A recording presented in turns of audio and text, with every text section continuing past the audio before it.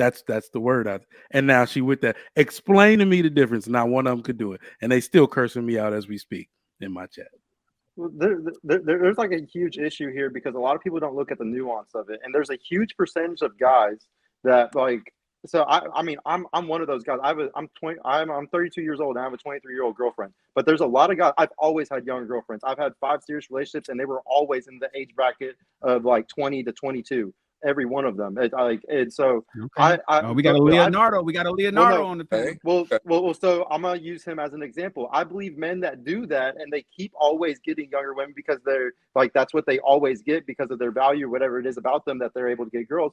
That's normal, and I think that's okay. What's weird is when a 35-year-old, the guy that you know in your friend group that's never had a girlfriend his entire life, he finally gets a girlfriend when he's 35 or 40, and it's a 19-year-old. That's when it's a fucking issue, and I don't think that that's okay when it's like that. That's weird to me. That is weird. Okay, but like it's the same if a girl though has say a 30 body count and she gets with a guy with a 1 or 2 body count. Like she's able to sexually manipulate him and do all types of manipulation in that relationship the same type of way, but nobody bats an eye when women do shit like that. So I think it's the same on either side. It's just there's some nuance to it. Wait, so the assumption is an older man is manipulative. I don't agree with that. I think that a lot of older men who choose to get, you lost me on that one too. Yeah, so I think it's just if he's never had a serious relationship his whole life. Let me just get this out. So I think most older men they don't want older women because they're hard to deal with. Right, this is younger girls don't have as much drama and brokenness and jadedness to filter through, right? And I think that's really what a lot of older men are looking for. But why wasn't he able to get those women whenever he was 30? Why wasn't he able to get those? He was building something. Why does his dating history matter? Why does his dating history matter? That he didn't really date a lot of girls in college. He was kind of like in the books. He was maybe working on his thing. He was maybe he was a nerd, maybe he gamed, and then suddenly when he got 35, maybe confident, maybe built himself up, maybe got stronger and more and liked how he looked. And now he goes out into the dating market. If he picks a really younger girl, you think that he's weird. I'm just curious. Why do you think that is weird? Because experience is everything. Like putting time into something makes you good at it. And there's so many men today that are not putting time into our ancestors and my father and grandfather. They were getting married and they were having relationships at very young ages, and they were learning about women, living with people very early on. People aren't doing this shit until 35, and they're building bad habits. They're building habits that are going to make it to where when they get into a relationship finally, they don't even know how to actually make that person happy. They're so stuck being a single person, just a person by themselves, that they're not going to know how to do things correctly. Like it's a bad thing that's being taught. And like we need to flip it around and teach guys to get into them for practice.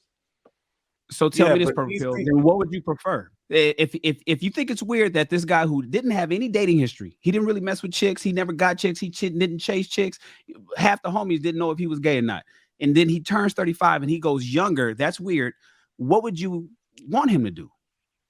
I would want him to just practice early. Like I'm not saying that. Okay, I'm not going to say it's wrong. He didn't do that because to me, if he's weird at dating a 20-year-old, is he just as weird if he dates a 34-year-old woman? Well, no, not at all. That's what I'm saying. He's just weird. Like I'm not saying it's wrong. I'm not saying it's wrong. His age at that point, he can do it. Like I'm not saying this is wrong or what's wrong or right. I'm just saying it's weird to me. And you want to know why society calls it weird? That's why. Let me be the tiebreaker here. Let me be the tiebreaker because we got to understand that this is all socially constructed, and this is all maybe the last 50, 60 years. Because what has happened prior to that is that a 10, 15, even 20-year age gap was perfectly normal and preferred. Now, you have to think about it with that age gap that you mentioned. This is indicative of people always expecting men to take the hardest road for the same result. If the road is to get married, if the road is to impress your wisdom on a wife who will listen like she's supposed to, someone who is going to get joy from serving. Older women don't want to do that shit. They don't get joy from serving. They get joy from receiving. The older they get and the longer they stay single, the more selfish and self-serving they become. Am I lying? Have I lied yet? So the natural default is that the preference is that men get women who do not have these behaviors, and those women tend to be younger and outwardly projecting that they are willing to, learn from a man. In fact, it's not that they are in awe of a man. It's not that a man is trying to manipulate them. These women are just appreciative. What man does not want to be appreciated? You are asking us to do away with our natural feeling and propensity to want to be appreciated for the stuff that we do. And this was preference back in the day. And for those of you that think I'm capping, I've already gotten the question. Trigger Mike, would you let a 29-year-old man marry a 19-year-old daughter? I say I don't know, but I would let a 31-year-old man marry my 21-year-old daughter. I would. He would come in, he would let me know that he's trying to court her, and I would make him wait. The same way they used to do back in the day, and they still do in my culture. Let me see what your life plan looks like. This is a man of means, and this is the one thing I want to put on your mind, Purple Pill. Do you not realize that if women were just willing to go 10 years above in age and men were always willing to go 10 years down, everything that women complain about would be solved? Don't they complain about money, status, having a decent job? Every single thing they complain about would be solved if every woman did that. My mic is and I really like doing like the cut in half plus 7 years thing. So like if you're 35, what is that?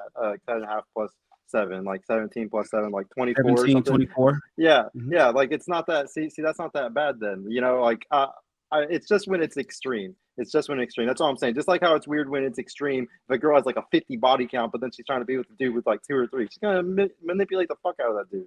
There's certain instances where it's weird, and that's all it is. It's not right or wrong. It's just weird. That's all I'm gonna say. And I also have to acknowledge that the reason we have such a high divorce rate is because most people now marry within two years of their social age group. So Mike, I was gonna say something about that. I got a little pushback. So this is a consequence of not getting married early. So all of what we're just talking about, all the worrying about this, the way you solve this is we raise our sons and daughters to get married early, and this is not a problem. So as a guy who got married at 19 years old, I ain't run into none of these issues, right? Because we were both young, we were both malleable, right? So here's my pushback: get married early. Don't do it, fellas. Don't listen to Sir Hale. Don't listen. Find a good woman, find a good wife early, and you're not gonna have these problems. Don't listen to him because then you're gonna see when she's territorial and jealous. And let me say this too. Sorry, I'm hogging the mic, but this is from the last point. That get married, it was in contradiction to what Shan said about don't get married early. That's actually cultural, Shan. That's cultural. Because here in Houston, the Mexican community gets married extremely early, but they do it the right way. In my opinion, they do it the right way. Everything is taken care of. They bring that person into their family. They live. They have children early. The family helps them care for those children. If you have the structure for it, marrying early is beneficial, right? If the boy doesn't have a job, he works with the father, right? So it's like that's the way it's traditionally been done. All bases covered that way. Now, the average black two people, no. At 19, 21-year-old, we don't have that structure. Let's just be real. So therefore, I would agree with you on that. No, those people shouldn't be getting married. But so it's cultural. Kind of going back to people who are marrying within 1 or 2 years. So people who are married, out of all marriages, people who are married within 1 or 2 years of each other comprise of 34% of all marriages. So 34% of all marriages are within 1 or 2 years, and then 2 to 3 years it goes down to 19%, and then 4 to 5 years 12%, and then 6 to 9 11, and then it starts tapering.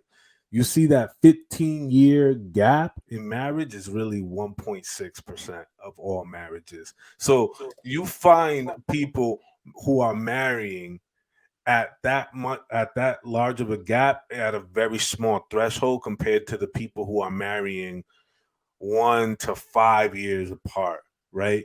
But we're saying that those people who are that close in marriageable age are comprising of the large majority of the issues and probably the divorce. Wait, you say so? My question: are you saying that it's better that people marry within their social age group of 2 to 5 years? No, I don't think that it's better. I don't think that it's better. I'm looking at it holistically. Like, okay, what percentage of the people who are marrying, and it's 34% who are 34% of Is that all the men. largest group? Is that That's the the largest? largest group. Yes. Okay, Within so 1 or that's 2 where the years. problems at. That's where the problems are at. That's what he's saying. Right. That's where the problem. So listen, we also got to decipher. We got to stop. Well, in this case, we need to cite it. Well, all we can cite is what women say. I have never understood what women meant when they cite irreconcilable differences in finances as a reason for divorce. I understand now because women somehow expect a dude they went to college with. They get married. They expect this fool in their social age group to make $100,000 more than them.